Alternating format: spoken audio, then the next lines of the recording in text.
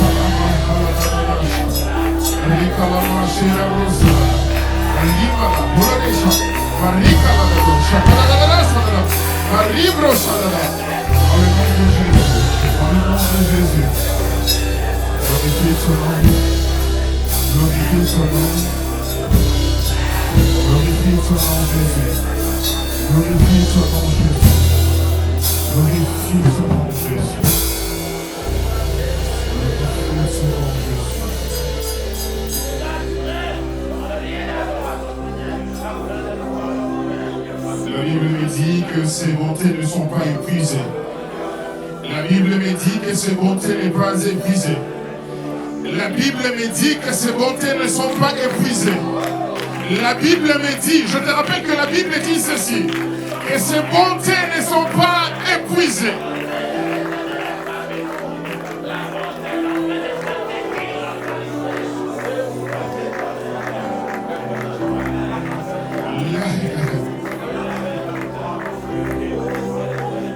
Les bontés de l'Éternel ne sont pas épuisées. Ils se renouvellent, ils se renouvellent, ils se renouvellent. Il se renouvelle, il se renouvelle, il se renouvelle, il se renouvelle. Bien aimé, je vais te dire ceci. Hervé a programmé ce programme pour plonger dans la présence de Dieu. Et Dieu a décidé de renouveler encore sa bonté. Et de renouveler encore sa bonté. Je te dis que tu es le privilégié de Dieu. Si Dieu a décidé que tu sois en vie, ça veut dire qu'il a un projet pour toi.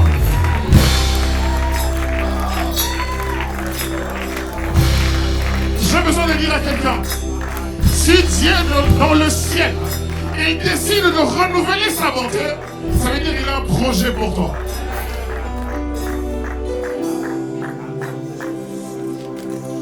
Dieu a un projet pour toi. Dieu a un projet pour toi.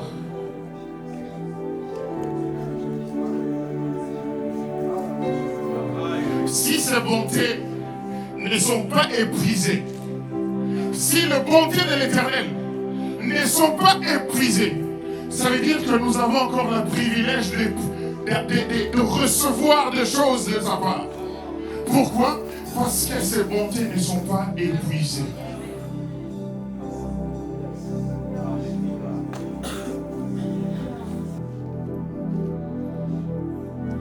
Je sens les assoiffés de Dieu. Je sens des cœurs assoiffés. Je sens des cœurs assoiffés. Même quand on va commencer à partager la parole de Dieu, reste concentré. On garde la même atmosphère de pianiste. On garde la même atmosphère. La Bible dit ceci. Nous sommes dans Jean chapitre 4. La Bible dit ceci. À partir du 20e verset. Nos ancêtres samaritains ont adoré Dieu sur cette montagne. Et vous, les Juifs, vous dites que le lieu où il faut adorer, c'est à Jérusalem. Amen. Les hommes de Dieu, je commence à poser la question. C'est que la femme samaritaine est en train de dire à Christ. Qui lui a dit ça? La femme samaritaine dit, nos ancêtres ont adoré sur cette montagne. Et vous, le Juif, vous dites, le lieu où il faut adorer, c'est à Jérusalem. Tu peux lire tout le chapitre depuis le début. Tu ne vas pas voir quelque part où Christ a dit à la femme samaritaine, on va adorer à Jérusalem. Bien-aimé, dans cette conversation entre Christ et la femme samaritaine,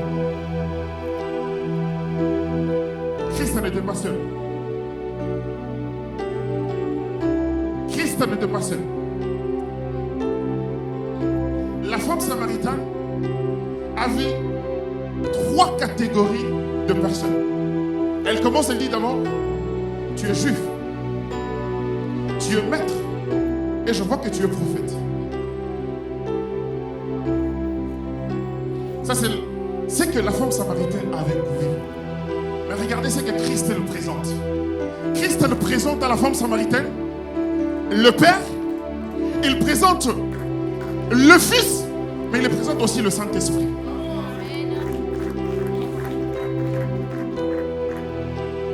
Vous, le Juif, vous dites que l'endroit où il faut adorer, c'est à Jérusalem. Mais Christ dit, je vois que tu as la connaissance. Mais moi, je ne viens pas adhérer à la connaissance que tu as. Moi, ce que je viens de faire, c'est de délocaliser l'adoration.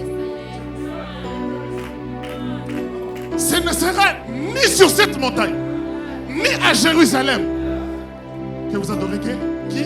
Le Père. Et je me pose une question. Comment on peut parler de l'adoration, mais Christ lie l'adoration au Père? Ça veut dire que tout le monde ne peut pas adorer. La personne qui peut adorer, c'est le Fils. Il faut être fils ou fille de Dieu pour adorer Dieu. Amen. Ça ne sera ni sur cette montagne. De quelle montagne il s'agissait? Pardon. Il dit, ça ne sera pas sur cette montagne, ni à Jérusalem. Quand on parle de Jérusalem, il fait allusion au temple que Salomon avait bâti. Donc, il ne s'agit plus de montagne, ni du temple de Salomon. Parce que tout ce qui est en train, tout ce que vous avez reçu comme connaissance, se trouve en vous.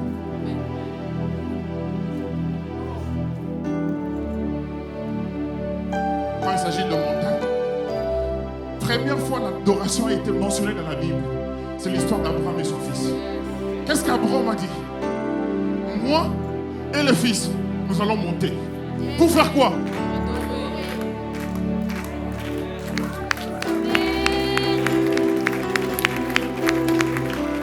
Moi et le fils, nous allons faire quoi?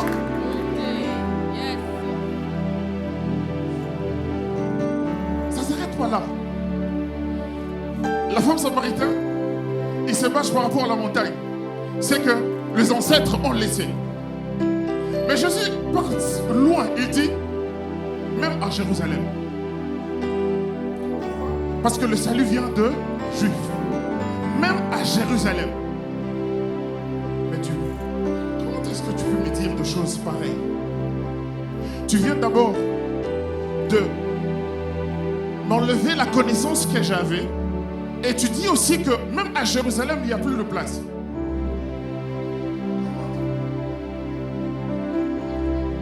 Nos ancêtres ont adoré sur cette montagne.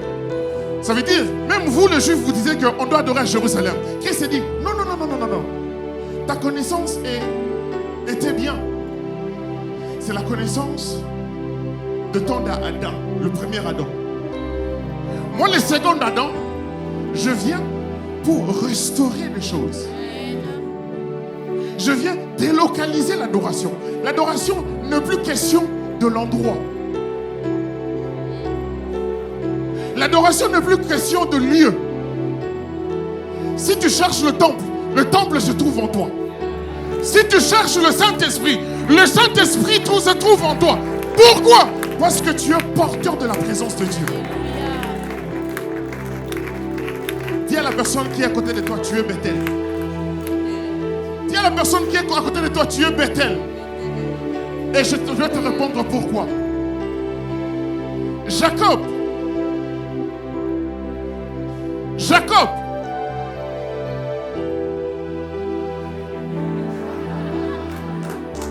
je suis Bethel. Jacob, qu'est-ce que Jacob a fait? Il voit des anges monter et descendre.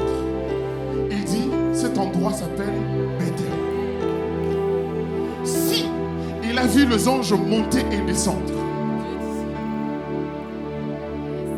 Dieu me dit ceci. Dieu nous dit ceci. Savez-vous pas que votre corps est le temple de Dieu? Si mon corps est le temple du Saint-Esprit, ça veut dire que le ange peut monter et descendre, monter avec nos requêtes et descendre avec nos réponses.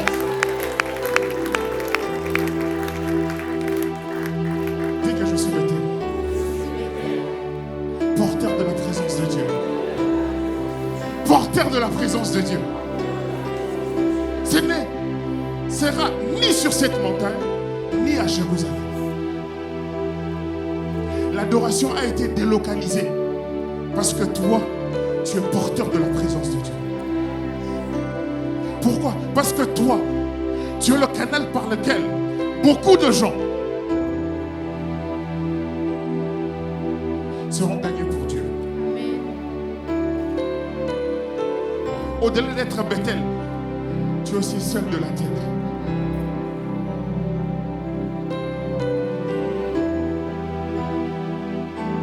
Ce n'est pas préparé, mais écoute ça. Dieu dit ceci.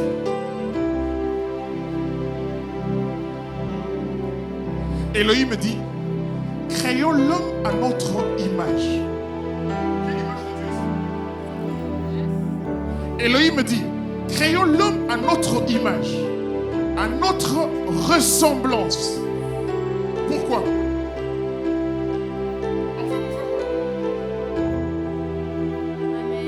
Mais quand il s'agit d'Elohim, évêque, Elohim c'est qui? C'est Dieu le Père, le Fils et le Saint-Esprit. La femme samaritaine, avec Christ, elle a vu quoi? Elle a reconnu le maître, elle a reconnu le juif, et elle a reconnu quoi? Le prophète. Et j'interroge le Saint-Esprit, pourquoi? Le Saint-Esprit de Dieu me révèle ceci. Que la femme samaritaine, elle avait la connaissance que les ancêtres ont donné. Mais quand elle a vu Christ, l'atmosphère était prophétique. C'est pour cela qu'elle a dit, vous le juif, vous disiez que le bon endroit pour adorer c'est à Jérusalem. Mais Christ n'a pas mentionné ça. Christ n'a pas dit ça. En réalité, il voulait juste te dire c'est quoi?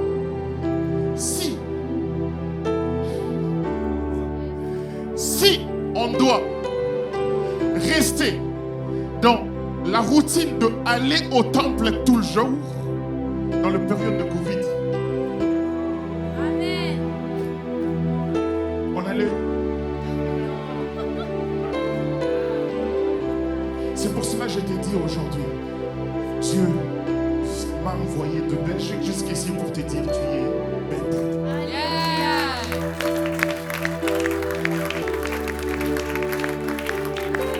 En tant que porteur de la présence de Dieu, partout là où tu te trouves, même quand tu dors, tu es en train d'adorer Dieu.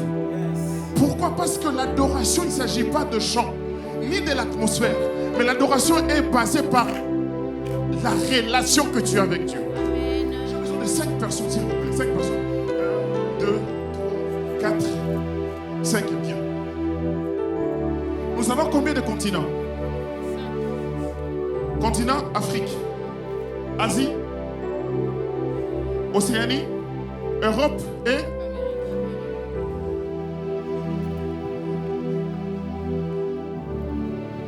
dans chaque continent, il y a des décalages de heures. Vous êtes d'accord avec moi? Dans chaque continent, il y a un décalage de heures. Vous êtes d'accord avec moi?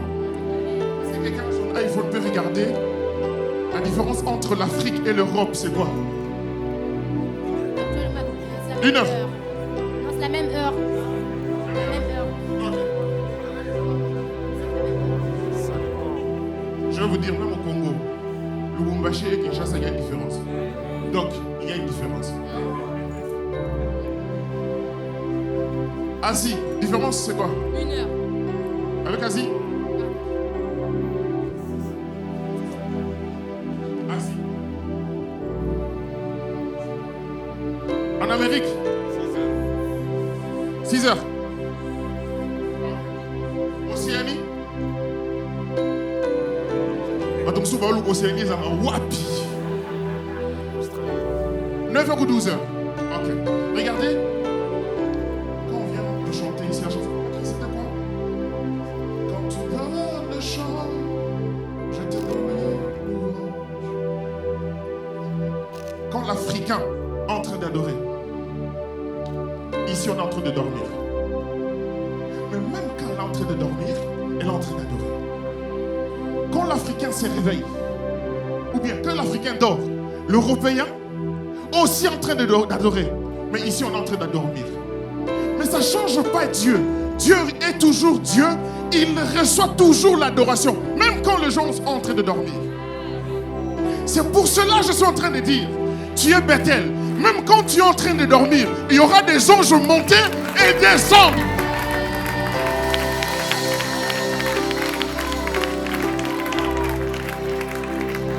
Même quand les autres dorment, comme toi tu es porteur de la présence de Dieu, les anges montent et descendent.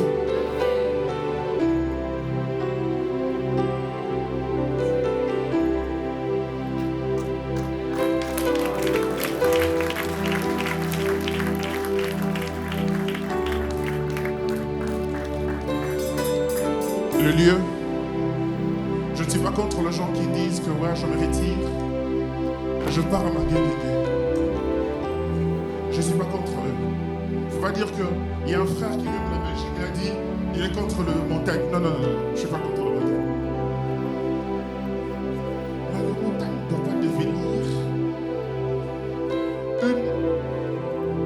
une routine. Merci. Pourquoi? Oh non, pasteur Rodin était là quand il est descendu, il a fait des miracles. Moi aussi je peux monter.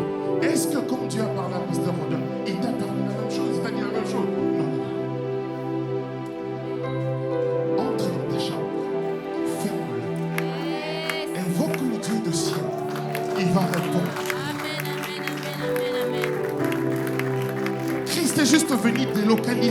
roi de l'adoration. Pour donner quelque chose de nouveau. Et la chose nouveau, c'est quoi? Que tu es porteur de la présence de Dieu.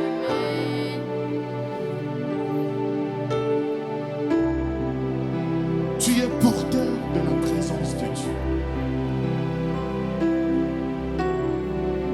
Si on montait aux montagnes pour offrir à Dieu, toi-même tu es toi-même l'offrande pour Dieu.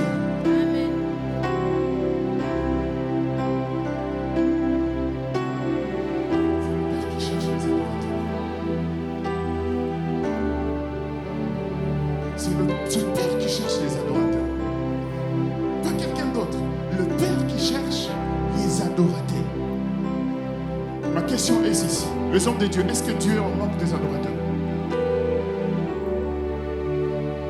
Est-ce que Dieu est en manque des adorateurs? En Apocalypse, on dit quoi?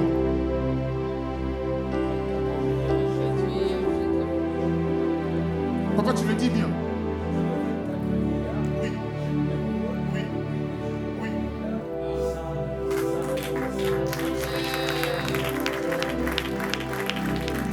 Nuit et jour, dites que tu es saint, saint, saint et l'éternel. Mais pourquoi Christ nous dit que le Père cherche le vrai adorateur?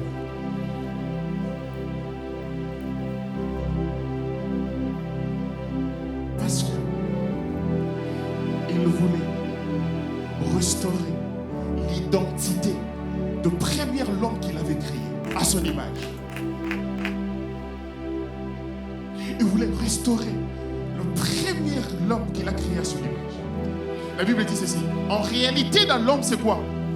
Le roi qu'il avait soufflé.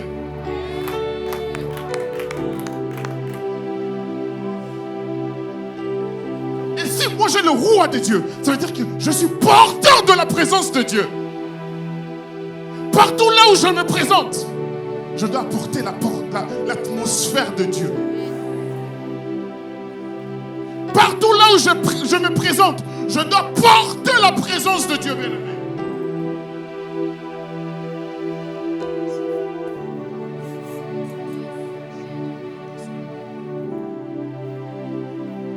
Il ne s'agit plus de ces montagnes, ni de Jérusalem. Christ est venu délocaliser l'adoration. Le Père cherche le vrai adorateur. Qu'il adore en esprit le roi qui est en toi. Qu'il adorera en esprit et en vérité. C'est qui la vérité? C'est Christ lui-même. Le modèle parfait d'un adorateur, c'était Christ. Christ, c'est le premier adorateur par excellence. Pourquoi? Tu vas me dire que Dieu a dit David, c'est l'homme selon mon cœur. Je suis d'accord avec vous. Mais pourquoi David n'a pas bâti le temple pour Dieu?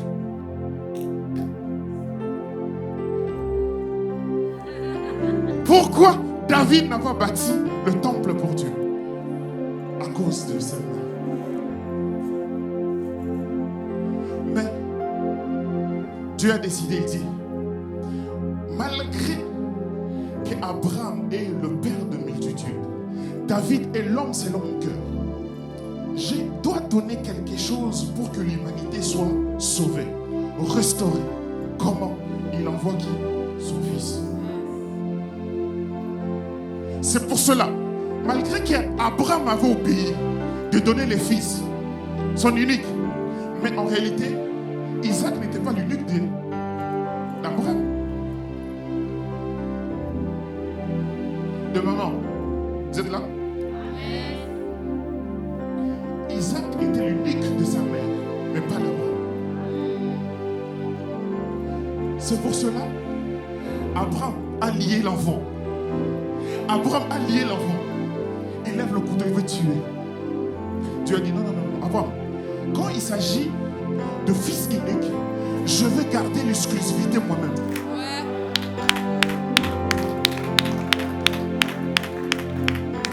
Quand il s'agit du fils unique, je garde l'exclusivité moi-même.